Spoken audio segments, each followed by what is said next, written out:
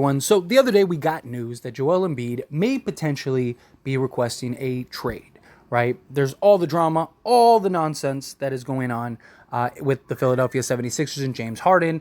The NBA is now investigating the whole situation after what James Harden said about how Daryl Morey lied. They want to find out, what did he lie about? They already got in trouble the previous year for basically doing backdoor deals and stuff like that with James Harden. And so does Joel Embiid really want to stick around and go through this whole mess? James Harden not showing up to training camp, Daryl Morey trying to play hardball and act like, his ego is the most important thing. And at what point does Joel Embiid say, hey, enough is enough, I'm done, right? Get me out of here. Let's go. I'm tired of waiting around. Now, the problem is that Joel Embiid still is under contract for a couple years. So unless Philly really finds something that makes a lot of sense, a trade that really works for them, then it's going to be tough to get there.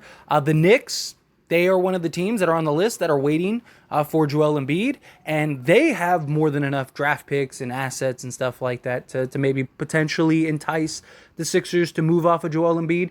And then also, Miami was on that list.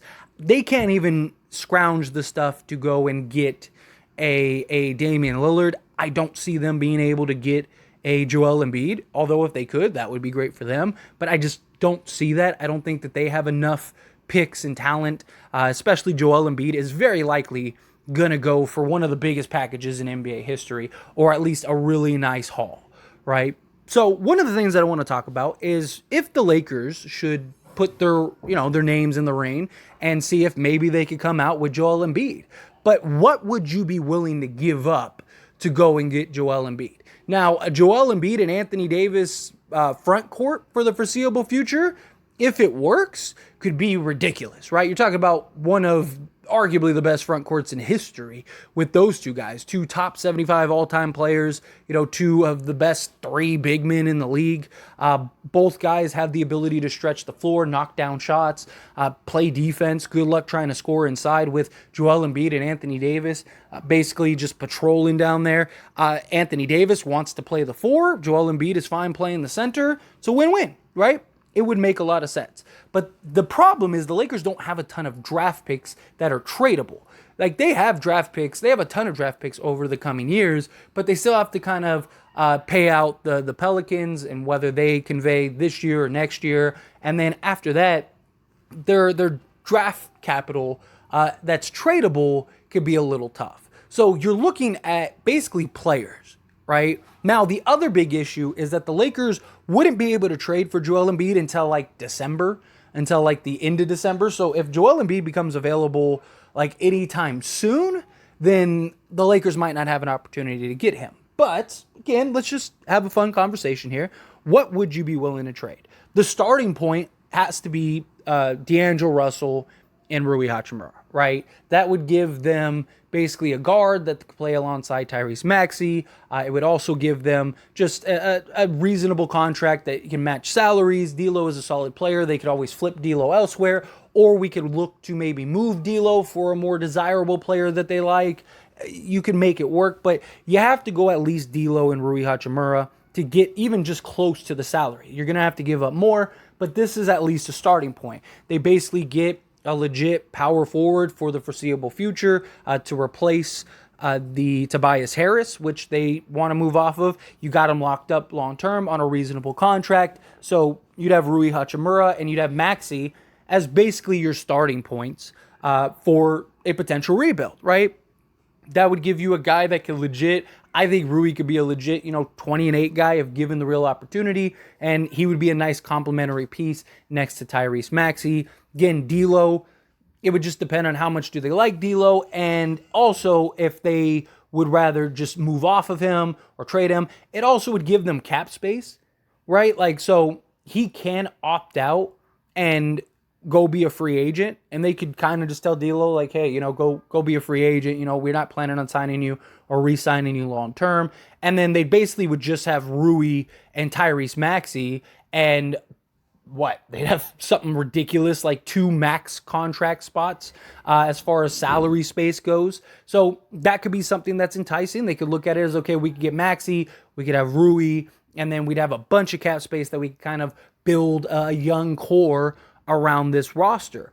But more than anything, with D'Angelo Russell, with Rui Hachimura, you got to get more salary space, right? You got to put more cap up, and you're probably going to have to give up more assets. Because again, Rui Hachimura, D'Angelo Russell, and the 2029 unprotected first round pick, that's nowhere close to what like a Knicks team could offer, right? The Knicks could basically say you could have whoever you want. You could have R.J. Barrett, you could have Robinson, you could have, take your picks. Everybody but Jalen Brunson is yours, and they have like an entire treasure chest just overflowing with picks.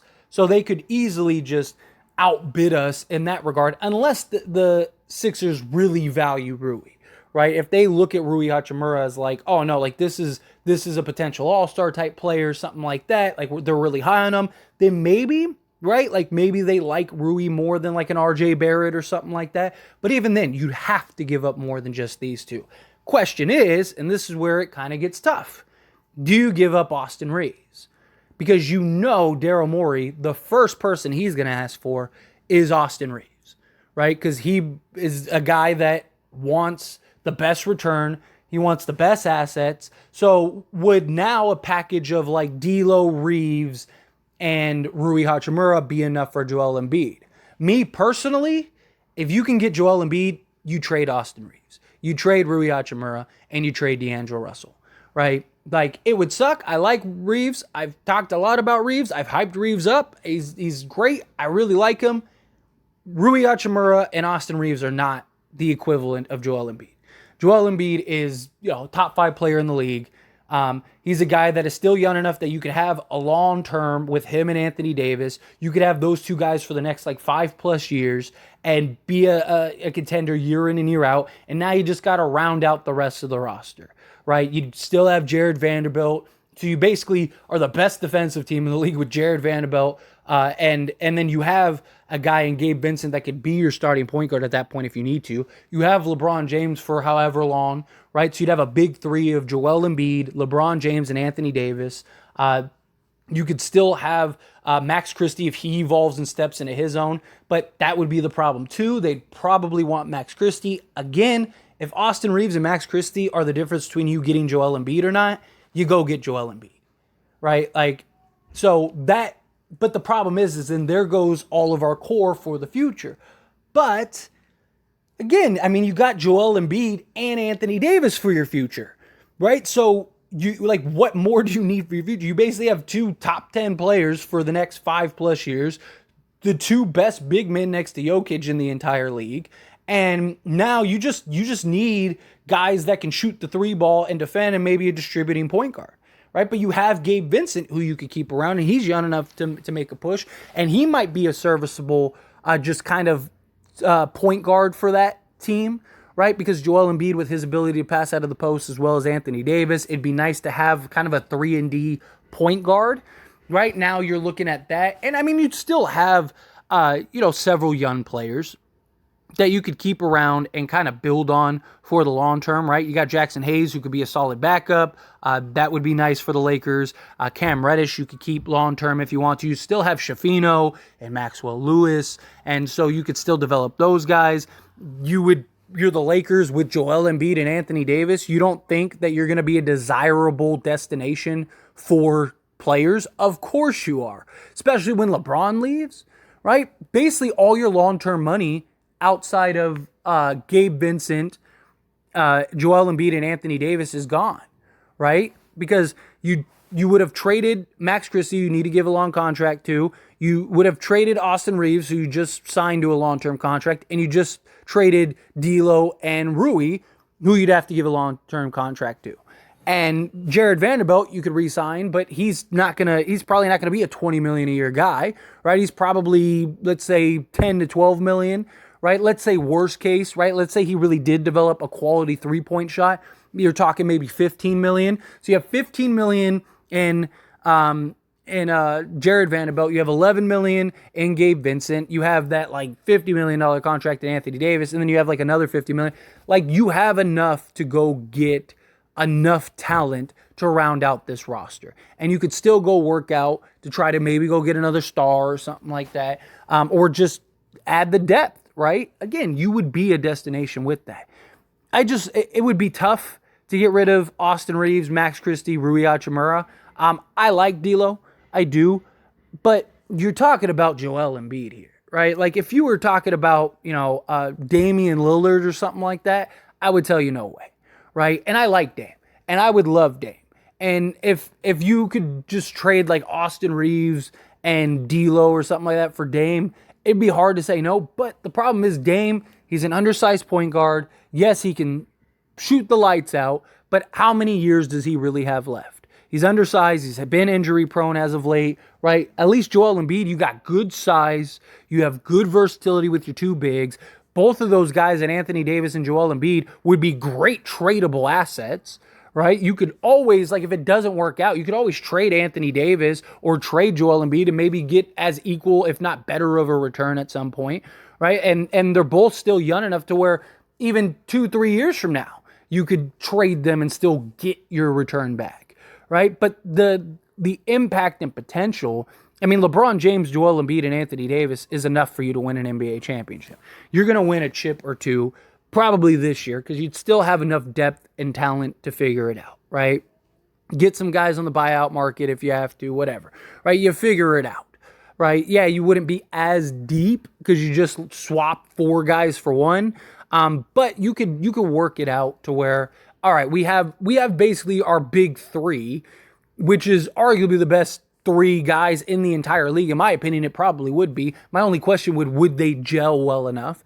But you could have LeBron kind of be your pseudo point guard if you have to, right? And then have, Taurean Prince at the 2 and Gabe Vincent at the point. And now you have 2 guys that can shoot the 3 ball. You have Anthony Davis and Joel Embiid, right? Like to me, it's a no-brainer. You do it, right? Again, it would suck. It would hurt to let Rui and Reeves go. But again, you're talking about Joel Embiid. You're talking about the MVP. You're talking about, a top 5 player in the league. You don't turn that down if you have the opportunity. Question is there other teams that could give a better package than that, right? Like, again, the Knicks, I think our young talent of like Reeves, Christie, D'Lo, and Rui, I think is better than like a package of like, say, Grimes, Robinson, Barrett, and whomever else, right? Like, I think our package that in that regard is better, but we can't match the draft picks that the Knicks can, right? The Knicks have some like ridiculous, like 11 first-round picks or something like that, right? Or 7 or 8 first-round picks, something crazy like that. So the problem is would they be willing to basically give them all the players that they want, and then on top of that, give them like, hey, we'll give you every first-round pick we can possibly trade you. And Daryl Morey, that's the kind of deal that he would do. So the issue is, would we get outbid? And then you can make an argument, is it even worth putting your hat in the ring? Because if you don't get Joel Embiid, do Austin Reeves and some of these other, and Rui Hachimura and stuff like that, do they feel slighted? Like, oh man, like we were supposed to be the future. We were the guys that were supposed to take over the mantle, and now you're trying to ship us out? Or do they look at it like, hey, it's Joel Embiid, I get it, right? Like, I get it. Like Mark Cuban has like that he had that conversation where he was like, we almost had Kobe, and Dirk came up to us and was like, hey, if you need to trade me for Kobe, I completely get it, that kind of thing. And like, is it something like that, right? Where it's like, hey, man, it's Joel Embiid. Yeah, I would trade me for Joel Embiid. Or do they look at it as like, wow, like you just were willing to ship us out. And yeah, I get it's Joel, but, we're really good too, right? We're the future. We were the guys that were supposed to lead the charge here. It's a tricky, complicated thing, right? Anytime people get thrown in the rumor mill for trades, more times than not, players end up getting a little slighted, especially younger players. But it's Joel Embiid. That's kind of my default when that conversation comes up. It's like, again, this is all just hypothetical. This is just a talk. One, I don't even know if Joel Embiid becomes available, let alone this year. Maybe it's a couple years, right? Because Joel Embiid is still under contract for what? I think another 3 years. So it's not like the Sixers have to trade him or they would be in a rush to trade him. But if he really does want out, and the Lakers can make it happen, right? Like if Daryl Morey calls the Lakers and are like, you give us Austin Reeves, Max Christie, Rui Hachimura, and D'Angelo Russell, as well as, your 2029 first and whatever seconds and picks you could trade, we'll give you Joel Embiid. Do you really say no to that? I'd even try to get like a PJ Tucker in that deal too, because at least you get another perimeter defensive wing to kind of mitigate the loss of Rui Hachimura, right? I just, it solves your big man problem, and it solves it for the foreseeable future. You could have Joel Embiid and Anthony Davis on the court at all times. It's just, I don't know how you say no to that. But again, just kind of a thought, just a fun conversation. Don't take it too literal. Don't take it too light.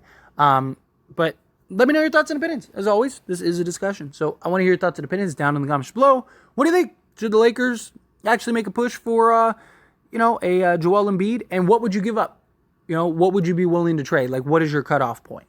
Would you give up a D'Lo, Christie, Reeves, and Rui for an Embiid, or do you think that that's too much? Would you have to keep Christie? Right, I would like to keep Christie. Like if it was me, I would say I want to keep Christie. I'd be like, you're gonna have Austin Reeves and Tyrese Maxey as your backcourt for the foreseeable future.